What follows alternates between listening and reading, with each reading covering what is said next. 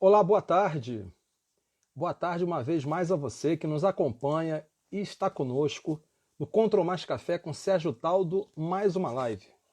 Estamos aqui nessa tarde com muitas novidades e coisas muito boas acontecendo e que vocês vão saber logo já já, né? Hoje teremos a live com o Vladimir Carvalho, nós vamos para a parte 2, né, do tema antifrágil. Resiliente é pouco, temos que ser antifrágil. Fizemos uma live no dia 11/6, né, introduzindo o tema, porém o livro é muito grande, né, o livro é muito complexo, temos vários assuntos a serem trabalhados e Vladimir mais uma vez estará conosco para conversar sobre esse assunto e a gente tentar tirar dúvidas, trazer esclarecimentos, novos posicionamentos para um tema que realmente é muito relevante e importante para cada um de nós que vive não só essa época na qual enfrentamos a pandemia do novo coronavírus, como também as mudanças muito rápidas em nossa sociedade. Eu vou fazer a fixação do nosso comentário aqui, né? Temos hoje a nossa live extra às 15 horas com Vladimir Carvalho, para ficar bem guardadinho aqui. O tema, né? Eu vou fazer um resumo, né?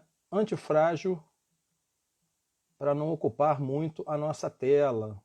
E a gente pode ficar com o nosso tema aqui resguardado, para que a gente possa fazer o print, né? Então vamos dar as boas-vindas aqui ao Odemar, a Rosana, né, ao Vladimir que já está conosco. Vamos chamá-lo aqui para compor a nossa live. E esse assunto vai ser depois, está sendo gravado agora, e estará disponível no nosso IGTV, no YouTube e nas próprias redes sociais. Boa tarde, Vladimir. Boa Tudo bem com tarde, você? boa tarde, Tudo tranquilo? Sérgio. Estamos juntos de Tudo novo. bem, graças a Deus. Estamos juntos novamente. O dia hoje está com boas notícias, muitas novidades importantes, né? Bacana. E eu estou muito feliz, né? Porque chegou a tempo, né? Não sei se você já sabe, acho que ninguém te informou ainda. Chegou a tempo aqui, ó. Chegou o seu livro. Ótimo. Eu fiz Né? inclusive eu autografei para você guardar de recordação. Temos aqui. Estou super muito contente, bom. né? Que bom. Sérgio, que desejo bom. sucesso na leitura desta obra e desejo que contribua em suas reflexões. Vladimir Carvalho. Aí eu tomei a liberdade, coloquei a data de hoje, né? 3/7.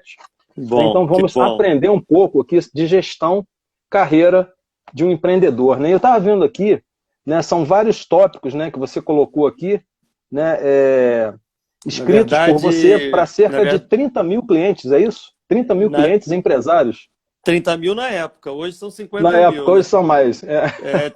Tem 3 anos esse livro, e na verdade esse livro é uma compilação de artigos que eu escrevia para revistas.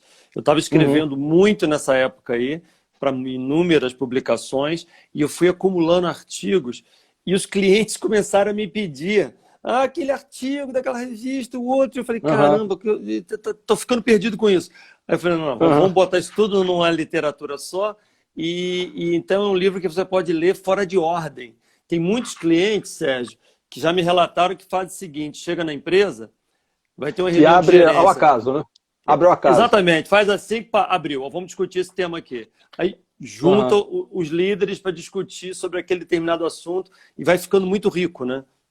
Exato. Pô, eu estou aqui realmente. Eu estava quase cancelando a live, né? Que eu queria fazer a live com você conversando sobre o tema, né, que tem muito a ver com antifragilidade também. E só para quem está nos acompanhando, tem desde endomarketing, técnicas de mudança, como fazer uma reunião, plena satisfação do cliente não garante faturamento elevado. Tem pessoas que acham que tendo uma satisfação do cliente vai faturar muito, né? Os desafios da nova administração, bom profissional sabe lidar com conflitos, né, o poder da cultura organizacional e tudo mais. Então, uma gratidão, muito obrigado. Show, né? Obrigado. Você merece. Vai estar na minha cabeceira a partir de hoje, né? E vamos estar estudando aqui, né, as suas recomendações, né? Vladimir, vamos hoje aprofundar mais uma vez, né? Eu até compartilhei lá no nosso grupo, né? As pessoas que não conseguiram, né, o livro, tá? Eu vou até mostrar para a turminha aqui que está nos acompanhando, o livro do Taleb, né? Que é um livro que deve ser estudado, né? com um pouco de tranquilidade. Não é um bem livro para se ler. complexo. Ele é bem complexo, está aqui, ó, né? 700, Antifrágil. 700 páginas, é. Exatamente. Temos aqui 744 páginas. Antifrágil, né? Do Nassim Nicholas Taleb, coisas que beneficiam, né? Ou se beneficiam com o Se caos. beneficia com o Né? caos. Então está aqui também, ó, para quem quiser verificar. Quem estiver nos acompanhando na live não tiver o PDF, né, o e-book, né, só pedir para a gente, ou para mim, ou para o Vladimir, a gente pode encaminhar, porque nós estamos enfrentando hoje, Vladimir, né, fora a questão do mar revolto, né, a questão da pandemia do novo coronavírus. Né? E aí nós começamos a trabalhar o tema na live do dia 11/6, né, estamos continuando hoje, né, a desenvolver esse tema. Para quem não esteve conosco, né, se você puder dar assim, um pequeno replay, né, ou aprofundar um pouco mais, a diferença entre ser resiliente e antifrágil. Eu acho estava que conversando, Continua. conversando ontem com uma amiga que é terapeuta, e ela não conhecia essa abordagem do Taleb, até mandei o livro para ela. Ela falou, Sérgio, manda para mim, porque você está me falando uma coisa que eu não conhecia.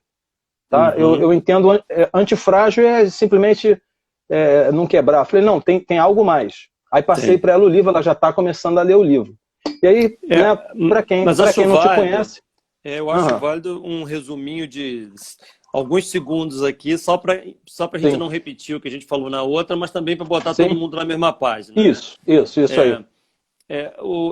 Até pouco tempo atrás, havia um conceito no mundo corporativo de que os profissionais de mais performance, mais sucesso, as empresas que cresciam mais, eram aquelas que eram resilientes. Essa palavra resiliente era sempre foi muito batida, que é aquela situação que você é pressionado e consegue voltar ao estado natural seu sem desconfortos.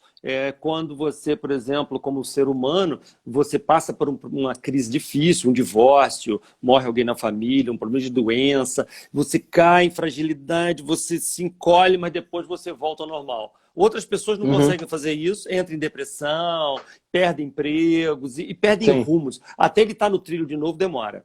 Taleb diz que, na verdade, existe uma régua que, na verdade, de um lado, nós temos uma coisa que ele chama de frágil. Frágil, em matéria de objeto, é uma xícara que cai no chão e quebra.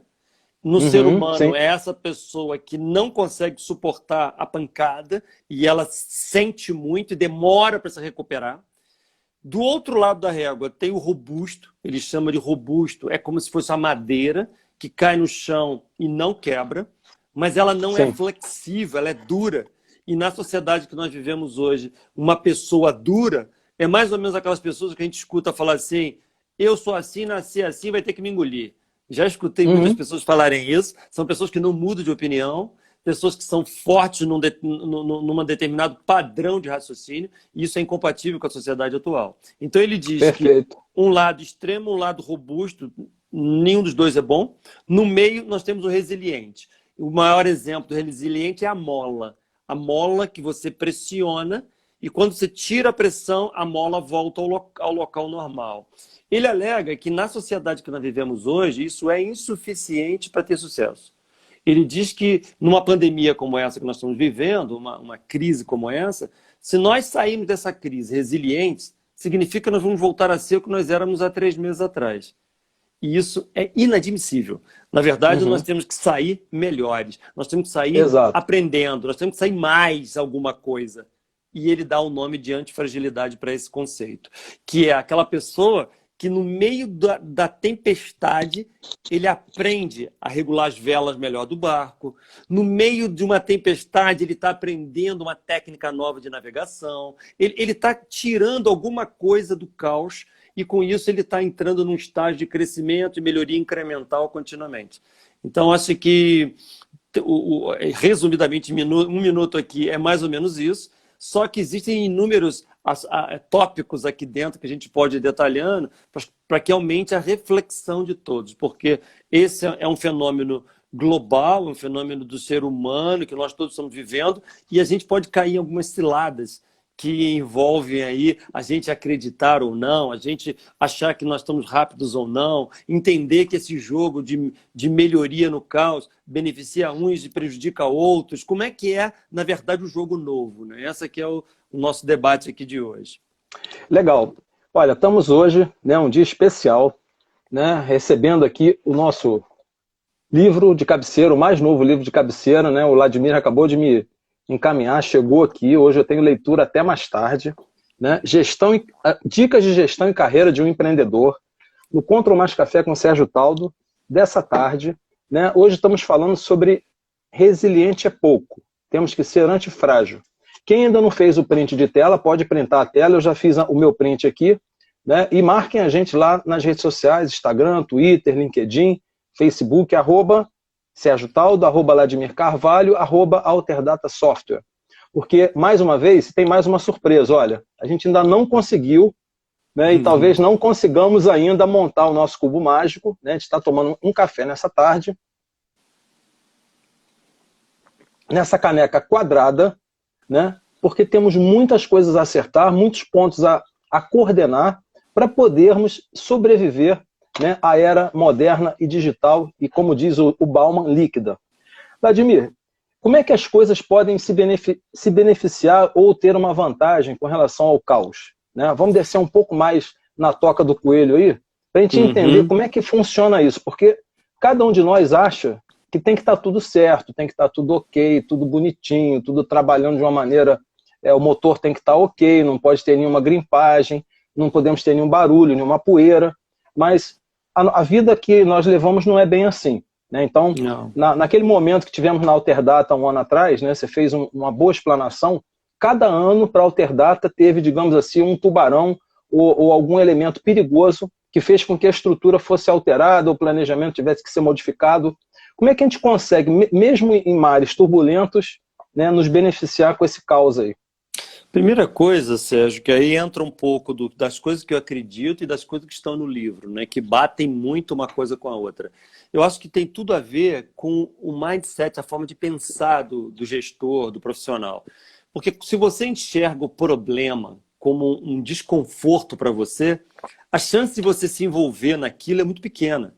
Quando você agora tem uma forma de pensar que você entende que o problema é parte de um processo, aí você está entrando numa forma de raciocinar que você acaba se beneficiando. Então, eu vou te dar um exemplo prático de uma coisa, de uma situação que tem tudo a ver com o que nós estamos falando.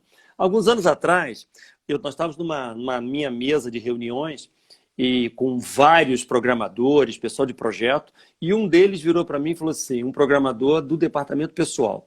O departamento pessoal é um produto que muda muito, a legislação do Brasil troca toda hora, né? E ele virou e estava enfurecido, falou para mim, eu não aguento mais trabalhar no departamento pessoal, escrever código nesse sistema é horrível, porque o governo muda tudo, a gente faz um negócio lindo, na semana seguinte o governo muda, e no mês que vem ele muda de novo, aí no ano que vem ele muda outra vez, é uma chatice que a gente faz, tem que fazer de novo.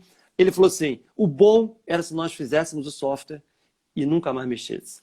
Só ficasse vendendo. Não tivesse nenhuma alteração. Exatamente. Exatamente. Perfeito. E todos eles concordando, e eu fiquei olhando, e todo mundo concordando, olhei as cabecinhas, o pessoal balançando.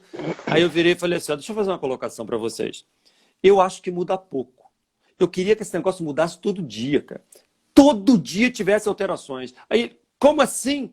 Eu falei, rapaz, você pensa o seguinte, tudo que é caos para todos é benefício para alguns. Se a situação é complexa, porque exige uma série de dinâmicas diferentes, a gente tem condições de se distinguir, de ser melhor. Agora, quando você está num mar tranquilo, quando você está... Imagina você fazer o software e nunca mais mexer. Como é que você vai provar para o cliente que você é melhor que o seu concorrente? Quais as chances que você tem de diferenciação? Então, todas as vezes que tem um caos, você tem que procurar rapidamente responder a primeira pergunta. Esse caos é para você ou é para o mercado? 99% das vezes vai ser do mercado. Se é do mercado, você está com dificuldade, mas seu concorrente também está. Também está. E se é difícil para ele e é difícil para você, já virou uma vantagem. Se você for mais ágil, se você for mais inteligente, se você for mais trabalhador, se você for mais esperto, você aprende com esse processo, aprende com essa dificuldade para que o próximo ciclo você já esteja um degrau à frente dos seus competidores. E você entra num ciclo contínuo. Porém, isso é muita forma de pensar. Porque tem gente que quando vê um problema, chora, reclama, reclama, reclama e não para pensar a vantagem que você pode ter naquela situação. Eu faço parte de alguns grupos políticos em algumas regiões, principalmente aqui em Teresópolis, e outro dia eu postei no grupo lá, pessoal falando muito da pandemia, morrendo gente, que estão abrindo cova, que morreram não sei quantos, que o número de contaminados aumentou. Aí eu virei e falei assim, olha só, deixa eu fazer uma colocação aqui para pensar fora da caixa. Tem muita oportunidade acontecendo. Tem pessoas que estão perdendo emprego, mas tem muitos empregos nascendo. Tem pessoas deixando de trabalhar em coisas, mas tem profissões novas nascendo. Aí escrevi um texto enorme, mais ou menos o que a gente está falando aqui. Isso aconteceu, Sérgio? Fui apedrejado, porque as pessoas falam, poxa, você só está pensando nas oportunidades. Eu falei, tem gente pensando na saúde, eu não sou médico, cara. Eu tenho que pensar o que a gente vai fazer dessa sociedade ser melhor. Nós vamos ficar aqui chorando a vida inteira, só chorando, e não faz nada. A gente não constrói nada, não se aproveita desse momento para você ser uma pessoa diferente. Então, eu acho que tudo começa com o mindset, a forma de pensar, né? E cada um faz a sua parte, né, da melhor forma, todos fazendo a sua parte, o médico, o advogado, o engenheiro, o administrador, o cara que faz site, né, tudo caminha a favor, né, tudo caminha num sentido, e eu não tenho como pensar como médico, eu não sou médico. Né, a menos que eu parasse tudo agora para eu tentar descobrir a vacina do Covid. Né? Posso fazer isso, mas esse seria o meu objetivo, a minha mudança de posicionamento para a descoberta, né, da vacina, que não é o caso. Né? Não, não sou eu que tenho que estar envolvido nesse processo. Tem cientistas, tem pesquisadores fazendo isso. O meu papel como empreendedor é tentar orientar as pessoas para ter menos impacto econômico. Isso eu acho que eu posso agregar muito valor. Então, aí que está a minha forma de pensar. Todas as vezes que tem um caos, o que eu faço sempre? Eu analiso os riscos. O que eu tenho que ser de melhor para o próximo ciclo? O que eu tenho que aprender nesse momento? Que competência eu tenho que adquirir? Por exemplo, eu sempre tive facilidade lá no passado com o inglês, porque o inglês sempre foi importante para mim. Nessa fase agora, o que eu estou percebendo? Meu inglês não está tão bom quanto poderia. Esse momento de caos está me gerando oportunidade de ter contato com empresas internacionais, está me gerando oportunidade de ter contatos fora aqui do país, e eu preciso otimizar. Nesse momento aqui, está nos assistindo aqui a minha professora de inglês. A minha professora de inglês da Metrópolis Idioma, no Rio, que está me dando aulas online. Ou seja, eu tenho uma empresa com 1.800 pessoas, eu estou fazendo 2 a 3 lives por dia, estou trabalhando até 9 da noite e ainda estou fazendo aula de inglês. Por quê? Esse caos está mostrando que eu tenho que me capacitar melhor nesse aspecto, nesse aspecto e nesse aspecto. A reinvenção de todo mundo é muito importante nesse momento. Hoje eu estava fazendo aula de inglês com ela virou para mim e falou o seguinte, olha, eu estou fazendo uma nova estratégia de dar aula para o Brasil inteiro. Eu estava dando aula só aqui no Rio de Janeiro, agora essa crise está gerando oportunidade de construir um estúdio, de eu ter mais iluminação, de eu ter alunos em outras regiões, está abrindo o horizonte da metrópole. Então, isso é um negócio muito legal. É muito legal porque está acontecendo coisas ruins por um lado, mas por outro lado está muito bom. Nem todos conseguem perceber que o caos é positivo. Metrópolis indiana, idiomas singles, né? Metrópolis idiomas singles. We can see that if Latimir is a good student, if not, we are going to practice more, né? So we can talk a little bit. mas é exatamente isso que você está dizendo. A oportunidade gera o movimento. Né? A Evani está comentando mais acima. O caos gera oportunidade. Né? A gente concorda. Né? Sempre à frente no pensar. Né? Essa crise me fez lançar um curso novo online que jamais eu imaginei conseguir. Quem mais está comentando aqui? Verdade, são os desafios. A crise colocou um tubarão no meu tanque. Perdas locais e ganhos globais. É isso aí. Quem mais está comentando aqui? Agora, uma coisa que nos faz crescer, porque senão a gente fica sempre parado ali e não há movimento. Uma coisa que é bacana que está no livro, que eu já tinha essas colocações, mas tem algumas coisas que você lê e você fala assim, cara, eu não tinha pensado nisso. Cara. E tem umas reflexões muito interessantes no livro, ele dá um exemplo, não sei se você lembra desse pedaço, sobre 2 irmãos. Um irmão, que é taxista, e o outro irmão que tem uma função numa multinacional, trabalha com RH. Esse irmão que trabalha com RH, ele tem um emprego, ele tem estabilidade. A estabilidade que ele vê, que o salário está todo mês ali caindo, e o outro, que é um taxista, não tem estabilidade nenhuma, porque ele depende de movimento, então flutua. Os dois ganham basicamente as mesmas coisas. Aí entra uma série de contextos nas reflexões seguinte: o que será que é estabilidade? Será que a pessoa que está no mar tranquilo, ele está estável? Será que o navegante que está pilotando um navio no mar tranquilo nunca pegou uma tempestade? Será que está estável? Será que quando acontecer tempestade ele está pronto ou não? Ou será que aquela pessoa, o taxista, que está vivendo o caos do dia a dia, conquistando um cliente todo dia, preocupado em criando uma série de sinapses mentais para você entender essa instabilidade, será que esse cara não está mais preparado para a adversidade? Então, às vezes, a gente fica pensando o seguinte: não, a minha empresa tem que estar super estável aqui, bonitinha, tudo certinho.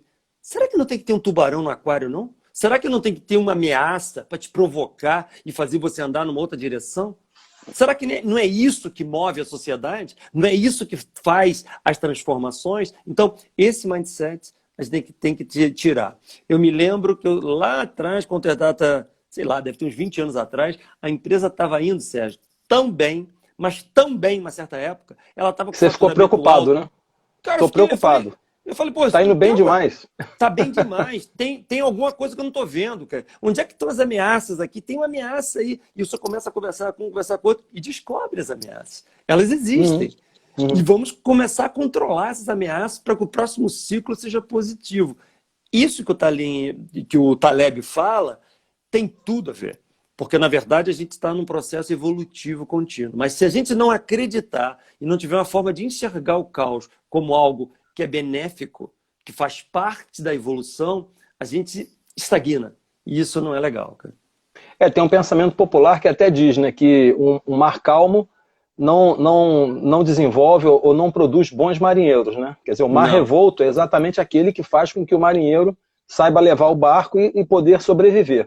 Existe um tópico aqui que eu separei, né, do livro: evolução e imprevisibilidade.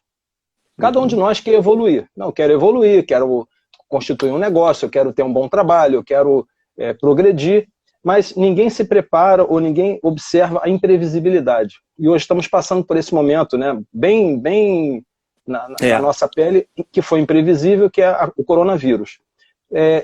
Vamos explicar um pouco mais, Vladimir, como é que você vê essa questão da evolução e da imprevisibilidade, segundo o Taleb? Eu acho, cara, que o que ele está querendo mostrar aí é tentar desmistificar que a imprevisibilidade é ruim. Ele está querendo desmistificar e mostrar que ela é parte desse desconforto, né? Que a gente tem que se projetar. E eu concordo com ele, porque, na verdade, a gente, por mais planejador que nós sejamos, a gente tem um ritmo para tocar a nossa operação baseado num mundo que a gente conhece. Então, se o mundo anda a 10 km por hora, você cria toda a tua estratégia para 10 km por hora, porque você não sabe que ele pode andar a 20, a 30, a 50, a 100 km por hora. Você não tem essa noção ainda. Então, quando você não sabe o que você precisa saber, é muito complexo, porque você é pego de surpresa. Então, hoje a ciência é a gente saber que não sei. Quando eu sei que eu não sei, tudo é mais fácil. Eu consigo, mesmo que eu não consiga prever completamente, eu consigo criar uma estrutura de tal forma que garanta os alicerces da companhia para um momento que eu não sei qual é, que vai acontecer lá na frente. Sim. Então, por exemplo, a Alterdata, desde a fundação, levando já para casos práticos, né? Desde a fundação, a gente tem como objetivo ter um colchão financeiro. Esse colchão financeiro, a gente coloca sempre como meta 2 faturamentos mês da empresa. Então, se ela fatura 100 mil por mês, ela tem que ter 200 mil reais no banco guardado sem tocar nesse dinheiro. Ah, mas e se eu quiser trocar de carro? Eu não troco, esse dinheiro não é meu. Mas está lá no banco, aplicado, parado. Não é meu. Não é meu. Não é meu. Esse é o dinheiro para imprevisibilidade. Como assim? Eu não sei o que eu posso precisar. Esse dinheiro, Sérgio, salvou a Alterdata muitas vezes. Ela permitiu a gente construir prédios, ela permitiu a gente fazer projetos novos, ela permitiu a gente dobrar equipes em certos momentos, troca de plataforma. Nesse momento agora, ela está ajudando a gente. em momentos que eu poderia optar por demitir um monte de gente para salvar o caixa, mas não. O colchão está salvando a gente para não precisar demitir tantas pessoas. Então, a gente está no momento de ter uma reserva, vamos chamar assim, que você garante um momento que você não sabe qual é. E nesse caso aqui é um caso muito específico para isso. A outra coisa importante de imprevisibilidade é você tentar ter indicadores de performance para você ter faro, para você ter sensibilidade a algo estranho acontecendo. Por exemplo, na Alterdata a gente é muito fanático por números. Então, nós temos inúmeros KPIs medindo a empresa inteira, indicadores para todo lado. Os indicadores, eles medem para mim a realidade que está acontecendo, mas o mais importante para mim é me dar o faro do que vai acontecer. Então, quando você começa a olhar algumas tendências de curvas mudando, você fala, peraí, cara, está aumentando isso. Isso pode acontecer daqui a um ano.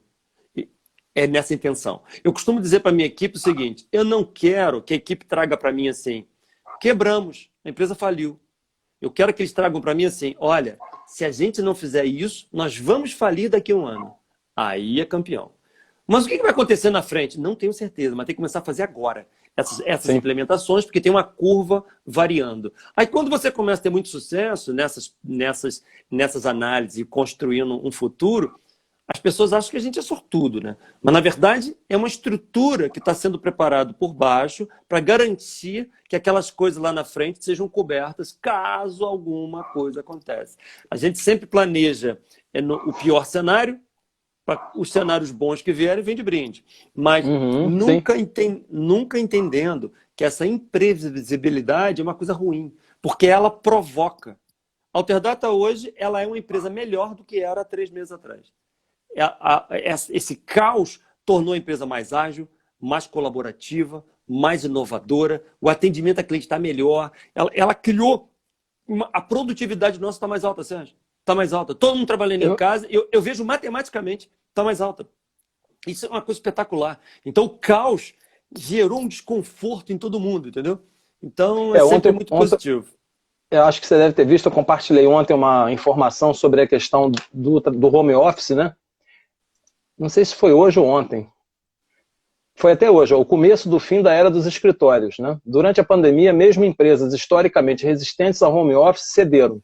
Estimativa é de que empregadores podem economizar em média $11 mil anuais para cada pessoa que trabalha meio período em casa. Então, até então, esse paradigma do home office era o cara vai ficar em casa, não vai fazer nada.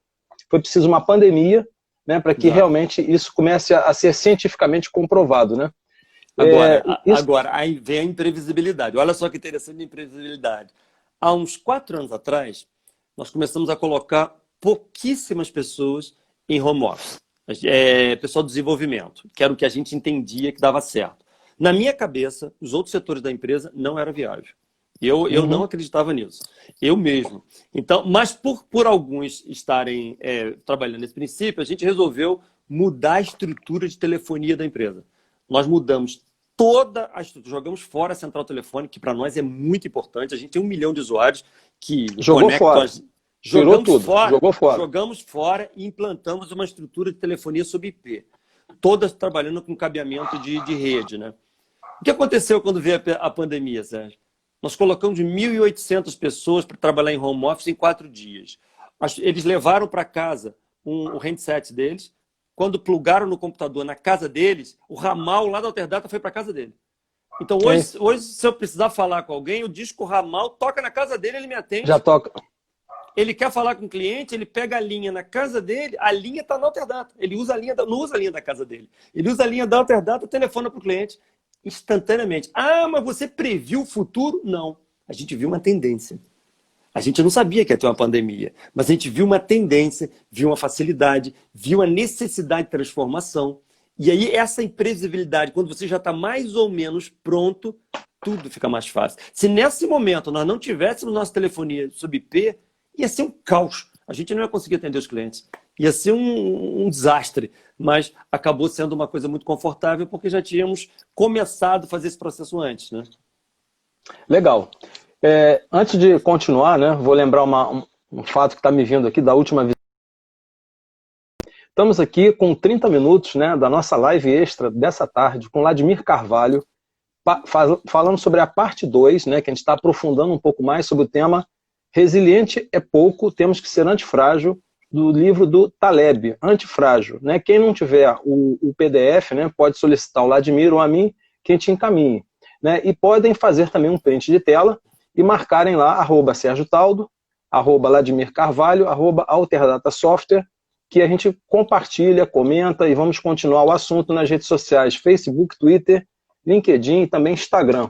E esse tema, Vladimir, a gente vai redigir também num artigo lá no LinkedIn, a gente pode escrever juntos, tá? Temos aqui Metrópolis, idiomas, inglês, 100. Olha só. Perfeito não saber. Não saber faz com que você se inquiete e busque mais, tranquilamente. Precisamos de mais Vladimirs e Alterdatas, essa visão deveria ser levada adiante. Né? Step Green. Perfeito esse planejamento financeiro, essa projeção garante a segurança de empregos e do próprio negócio. Novamente, a Metrópolis ser mais vistas em outros empresários do Brasil. Né? Isso também é uma coisa que a gente precisa propagar. Novamente, a Step Green. Pensar nos riscos sempre ajuda a enxergar as oportunidades. Marta Guimarães, bem-vinda, Marta. Marta sempre presente. Hoje falei isso com o meu marido. Os empresários têm que ter reservas, não ficar trocando de carro todos os anos e outras atitudes supérfluas. E também as famílias precisam ter a sua reserva financeira. Deixa eu ver se tem mais algum comentário que vale a pena a gente levantar aqui. Vladimir, tem um outro tópico também que o Taleb ele diz assim, obrigado, erros. Aí, igual você foi apedrejado no grupo, pô, Sérgio, tá maluco, pô? Obrigado, erros. Tem que estar tudo certo aqui. Graças a Deus do erro.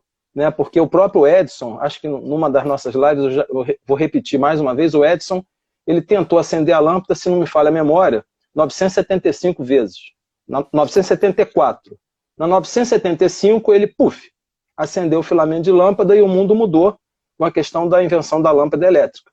Se lá na 900, cara, errei 900 vezes, vou largar isso de lado, não vou fazer mais. Nós não teríamos a lâmpada elétrica. Talvez teria sido descoberto por um outro inventor. Mas o Edison persistiu. 901, 902... Eu não sei se você sabe de um... Obrigado, erros. Eu não sei se você sabe de um episódio do Thomas Edison. Eu não sei se foi fato dele ou se foi lenda que construíram depois, mas conta essa história que quando ele estava num número desse muito alto, sei lá, 900, a equipe dele, porque ele tinha um laboratório de ciência. Ele não era um cara sozinho, ele tinha vários cientistas que trabalhavam juntos.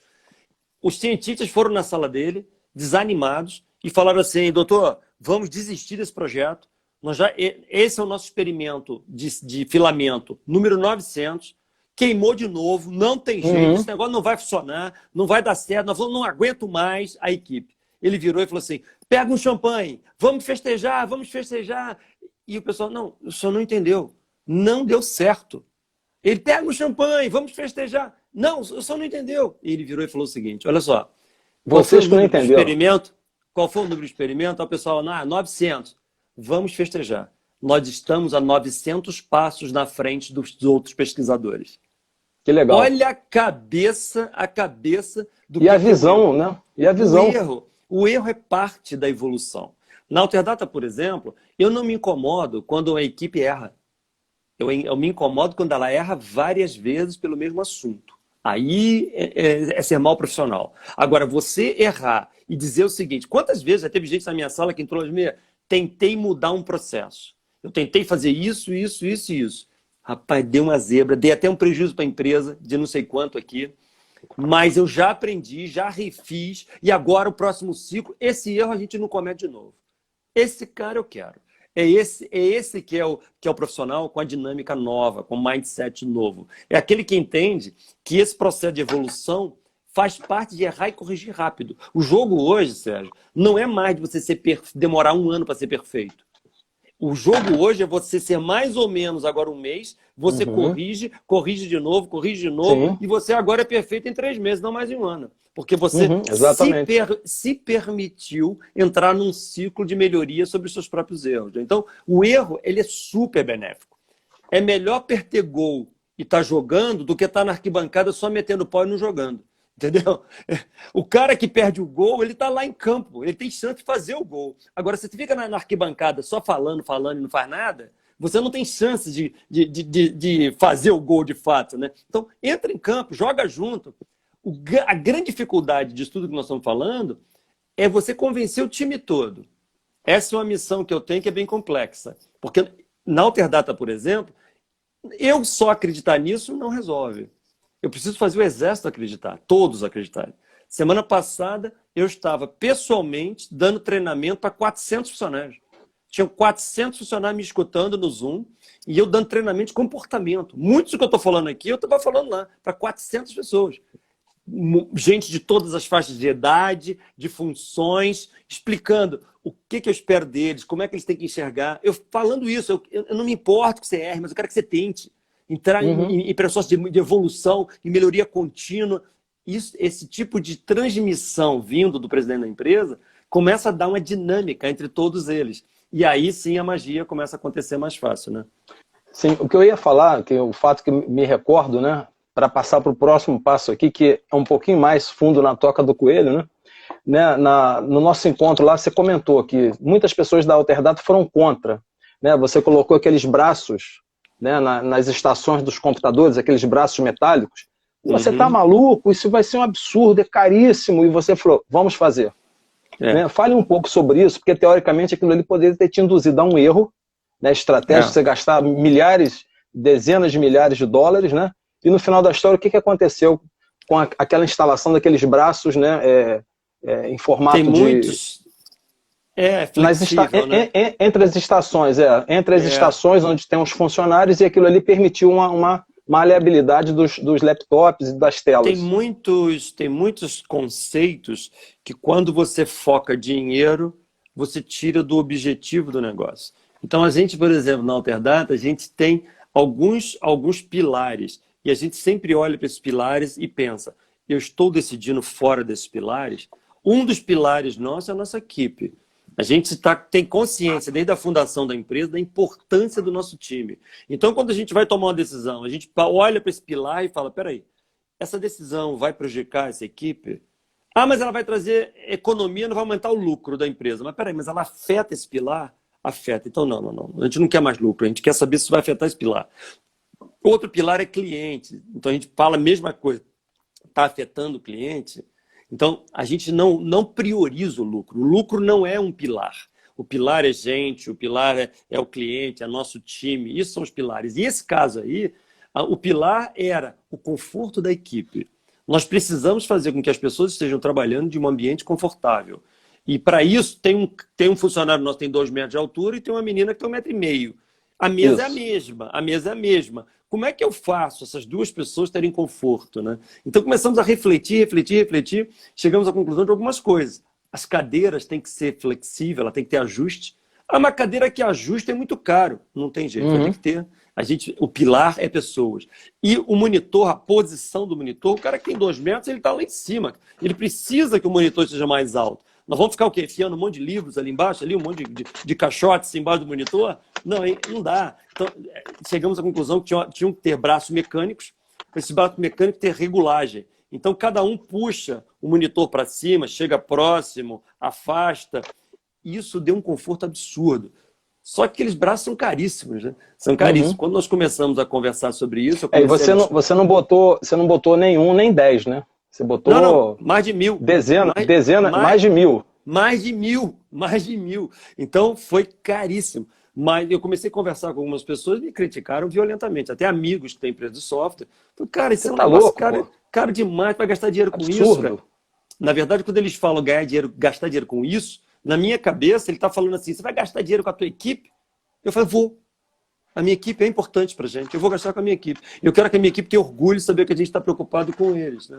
Isso vai criando uma liga na companhia que numa hora de guerra, de caos, Sérgio, faz uma diferença enorme, tem tudo a ver com esse assunto. Tem tudo a ver, porque você cria um exército que responde rápido à batalha, né? Responde rápido. E você passa a contar, se você já conta com os funcionários ou com as pessoas que acabam se tornando amigos da própria empresa, você tem cada vez mais amigos e pessoas que defendem a própria empresa, né? A gente está vendo que os coraçõezinhos estão subindo aqui porque esse assunto realmente toca o nosso coração e realmente é aquela história de você vestir a camisa da empresa e perceber que o líder da companhia, né, ou os líderes da empresa, fazem por você também. Isso é importantíssimo. Né? Quer ver um assunto recente com essa mesma filosofia? Nós vimos aqui na pandemia Teresópolis precisando de máscaras. Lá no começo, o prefeito todo desesperado, que a cidade tinha que ter máscaras, todo mundo com máscara. Nós ficamos pensando, pô, gente, tem que ajudar a cidade, tem que ajudar a cidade. Aí pensamos o seguinte, vamos fazer máscaras. Resolvemos mandar fazer 10 mil máscaras, só a gente. Só a Alterdata mandou fazer 10 mil máscaras. Aí entrou um dilema que era o seguinte, como é que nós vamos distribuir essas máscaras? Nós vamos levar nas comunidades? Como é que nós vamos fazer? A resposta foi tão simples, cara. Nós primeiro pensamos o seguinte, o nosso time, os alterdatanos, como nós chamamos a todos, eles fazem parte da cidade. Se eles são parte da cidade, me interessa primeiro blindar a nossa família, o nosso time. Nós vamos pegar e distribuir as máscaras para a nossa equipe, para eles distribuírem para os filhos deles, para a mãe dele, para a sogra dele, para o arredor dele. E distribuímos as 10 mil máscaras para a nossa própria equipe. Que legal. Então, isso foi muito legal. Isso foi muito legal porque é, de novo, pensar no pilar. Eu não estou querendo fazer propaganda na cidade, estou querendo ajudar. E se eu posso ajudar priorizando os alterdatanos, vamos fazer. Esse aqui é o senso de coletivo que a gente tem muito, e aí vai criando essa fortaleza, né? Isso é muito importante que as pessoas não percam o foco nunca, né? Sim. Um assunto agora, para a gente descer um pouco mais na toca do coelho, né? Como Alice em País das Maravilhas, ele fala sobre a questão da modernidade e da previsão. A previsão como fruto da modernidade, porque na realidade todos querem se prevenir, todos querem ter o planejamento, e em algumas lives eu já até toquei sobre esse assunto, né? Tem um time que segue, né? Acho que é o Tense, não me falha a memória o sobrenome do autor do livro, marketing muito além do feeling, que ele só vai pelos números, ok. E tem de repente lá o Malcolm Gladwell, que tem aquele livro Blink, né? Michael Gladwell. Malcolm Gladwell, perdão, a decisão no piscar... Gladwell. A decisão no piscar de olhos. Então, pum. Então você tem o equilíbrio entre os números, os KPIs, e de repente a intuição e aquela coisa que você diz, tenho que fazer as máscaras. Não, vamos fazer as máscaras. Vamos colocar lá os braços, porque isso vai melhorar, inclusive, Pô, você é maluco, vai investir, tá fora dos números, e você pega e faz. Então o equilíbrio entre um e outro, né, te traz a questão da previsão. Né? A previsão como fruto da modernidade. Hoje tudo é fluido, tudo muda toda hora. Né? Você numa live anterior falou que essa questão da pandemia mudou totalmente todo o planejamento da Alterdata para 2020. Então, tipo assim, a previsão hoje é uma coisa meio fluida, né? É dia a dia, é muito de insight também, né? Do líder. Você já viu que eu publico dicas de gestão a todo momento aí, né? Então, durante a semana, eu sempre publico algumas. E a próxima, que eu vou fazer hoje ou amanhã, já está escrita aqui no meu caderninho. Sim. A frase que eu vou usar vai ser a seguinte: informação é mais importante que opinião. Informação é mais importante que opinião. O que significa isso? A gente recomenda que todos possam voltar lá e assistir a série que você tem lá. O Brasil precisa dos brasileiros. Mais do que nunca, isso é importantíssimo nesse momento. Lancei uma agora essa semana. Mas essa reflexão aqui é o seguinte, que tem a ver com a sua pergunta. A informação é o que está disponível através de modelos de dados, de modelos matemáticos. Então, eu sei que o faturamento está crescendo, está diminuindo, que a satisfação melhorou, piorou, está tudo matematicamente controlado. Então, ela me dá uma massa de informações para eu tomar decisões. Então eu posso botar um robô sentado no meu lugar e tomando decisão. Não dá. Existe uma parte do empreendedor que é sensibilidade, que é percepção. Quantas vezes lá na Alterdata eu analiso números e eu falo para minha equipe, falo, cara, tem uma coisa estranha acontecendo, cara. Esses dois números subindo com esse descendo, cara, não tá batendo. Mas como assim? Não é normal, cara, esse comportamento. O que está acontecendo aqui? Às vezes essa dúvida me faz poderoso em fazer perguntas. Então, o empreendedor tem que ser uma pessoa que sabe fazer perguntas, e as perguntas elas estão muito no plano da sensibilidade, mas baseado em algum número. E aí você conclui coisas. Às vezes você conclui um erro no indicador. Já tive casos de eu falar que não tô entendendo, não está coerente isso. Aí os programadores vão ver, tinha um bug nesse indicador aqui. Estava errado a medição. Ele estava considerando alguma coisa X. Falei, tá vendo? Ou às vezes não. Às vezes quando percebe isso, o pessoal fala assim, rapaz, tá havendo um movimento dos clientes que a gente não estava percebendo. E agora, em função disso, a gente começa a fazer alguma coisa. O que eu não concordo é você ter só opinião, baseada em informação nenhuma. Não, eu acho que tinha que fazer não sei o quê. Não, aí não, cara. Você acha como? Da onde? Não, aí não. Agora, a sensibilidade baseado na tua experiência, maturidade, expertise em alguma área, baseado nos teus indicadores, fazem você ter muita assertividade. E aí o jogo fica mais interessante, porque você erra muito pouco e consegue perceber as coisas com mais sensibilidade. O problema da modernidade, que está muito falando na literatura do Taleb, é que a abundância de informações é tão grande que ela vai neutralizando essa sensibilidade, valorizando cada vez mais os modelos matemáticos. E, na verdade, no dia a dia, isso não é o mundo real. O mundo real, eu diria que tem grande parte hoje, são modelos matemáticos, não tem a menor dúvida. A Alterdata decide as suas coisas, mais de 80% baseado em indicadores de performance. Mas tem uma parcela ali, que é uma parcela de subjetividade, que aí entra maturidade, experiência, é você entender os movimentos. São coisas, às vezes, que não estão do meu controle. Por exemplo, quando eu estou lendo o jornal e eu estou vendo que o governo vai tomar medida, que não sei o quê, não sei o quê, aquilo não está no meu modelo.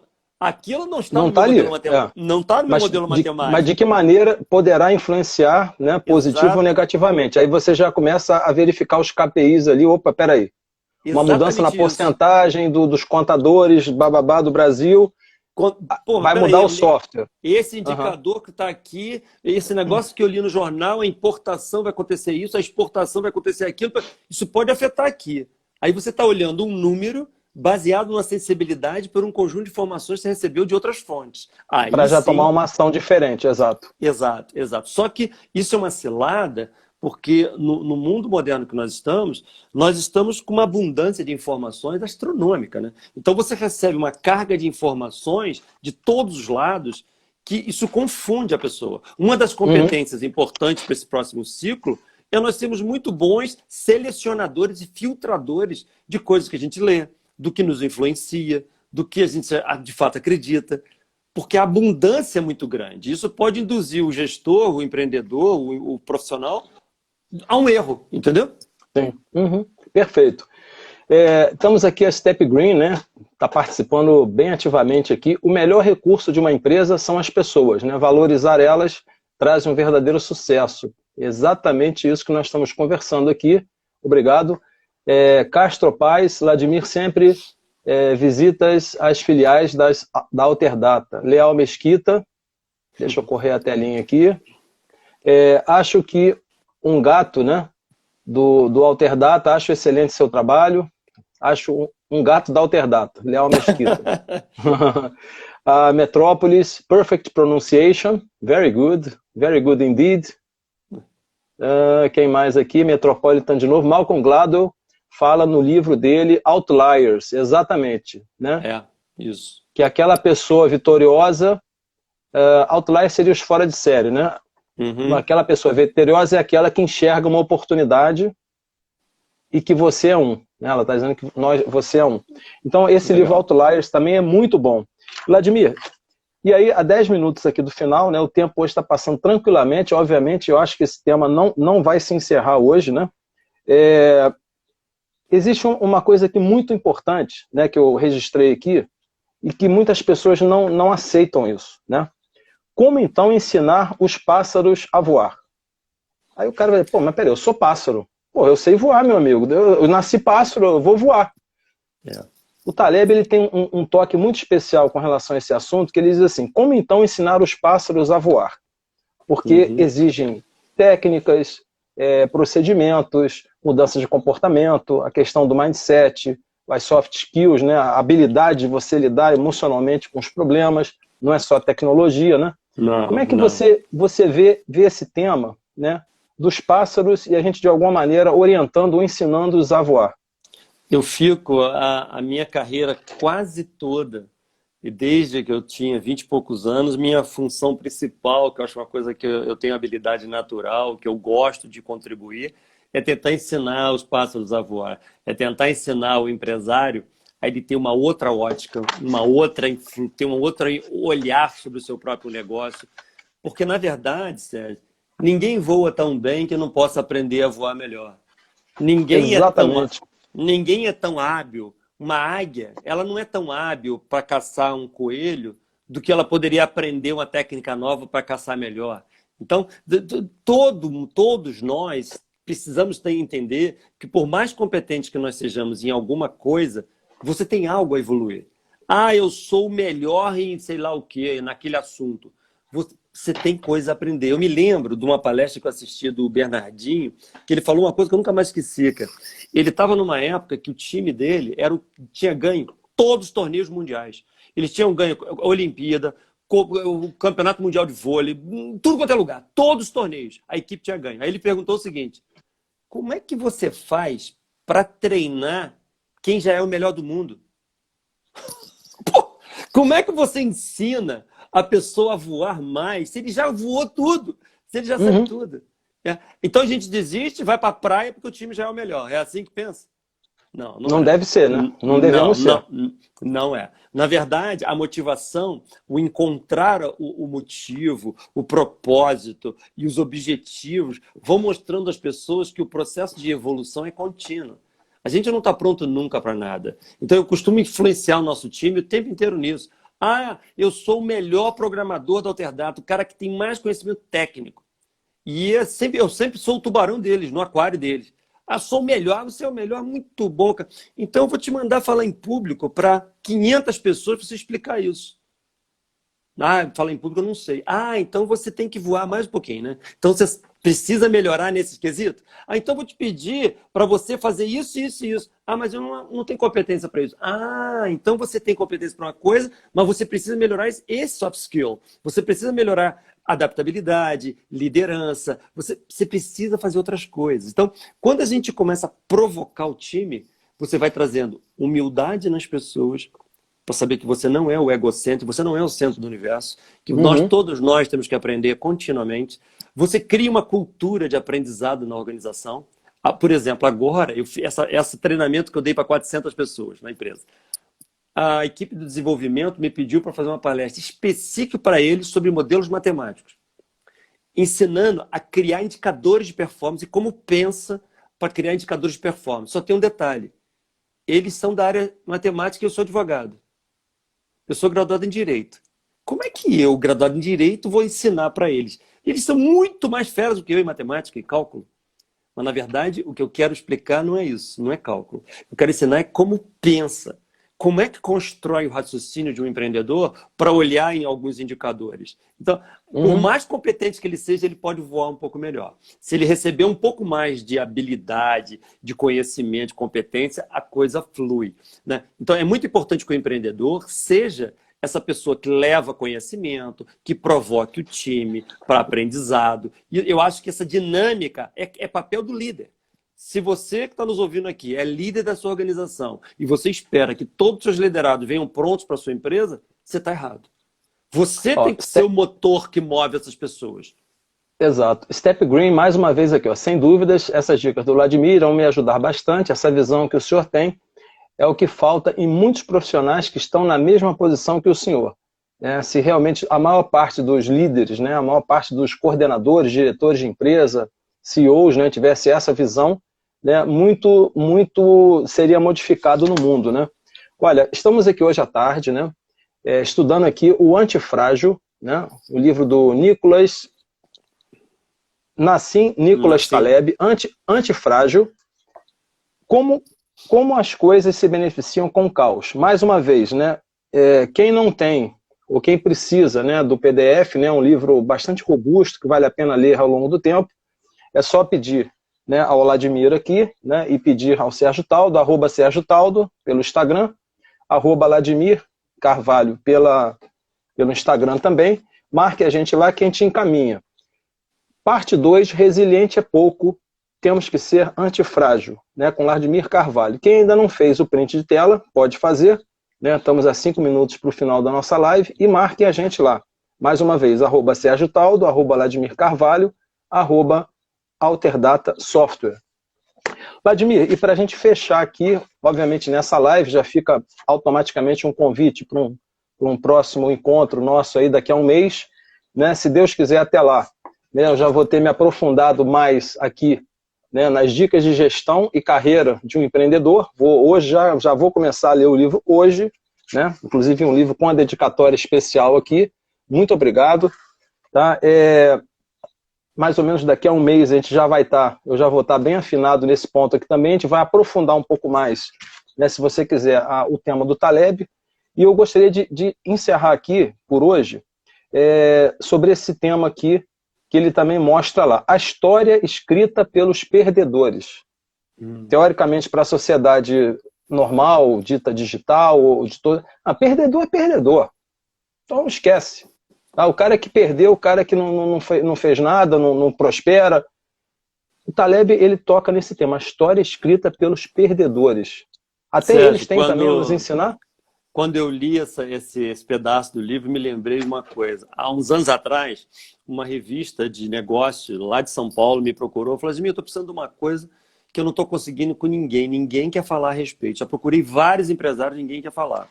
Mas eu queria escrever uma matéria sobre os erros que vocês já cometeram. Ninguém quer dar depoimento. Eu falei, eu dou, não tem problema nenhum. Porque na minha cabeça o erro é aprendizado. Eu falei, deixa eu me lembrar aqui de alguns. Aí mandei assim um monte. Eu falei, eu na época tal tive essa decisão aqui que foi errada, eu não tinha maturidade. Nessa aqui eu achei que eu precisava de pouco recurso, eu precisava de mais dinheiro, eu não tinha dinheiro. Nessa aqui eu não estava hábil ainda para liderar o time, então eu não agi correto. Então esses insucessos são muito importantes. E existem alguns estudos, inclusive do Sebrae, que mostram que o empresário de sucesso, em geral, ele já quebrou 2 vezes. Ele já quebrou 2 vezes para conseguir ter sucesso na terceira.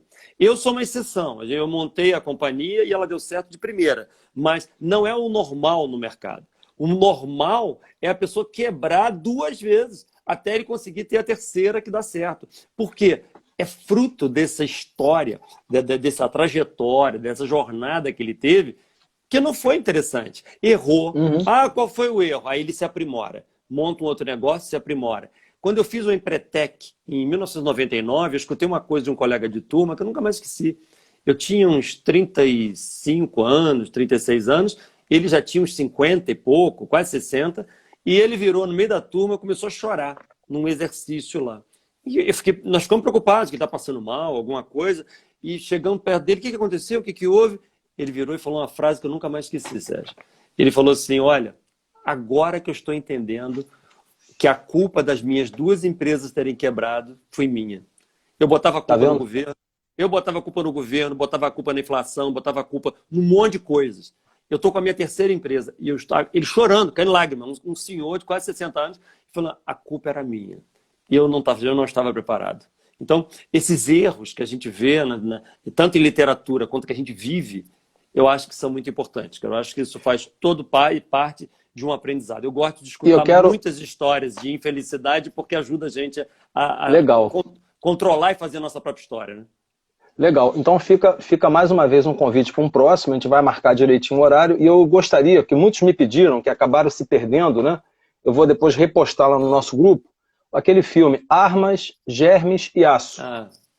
Né? No YouTube, Armas, Germes e Aço, repetindo, Armas, Germes e Aço. Você digita no YouTube, é um filme com aproximadamente 50 e tantos minutos, que fala exatamente... São três partes. 3 partes dessa situação que nós estamos falando, de antifragilidade, de resiliência, mostra vários tópicos, eu inclusive vou reassistir, né?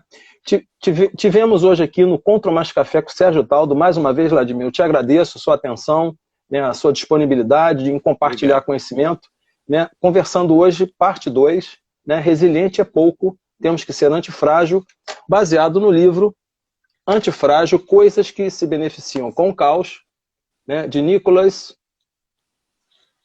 Nassim Taleb. Nicholas Taleb, né?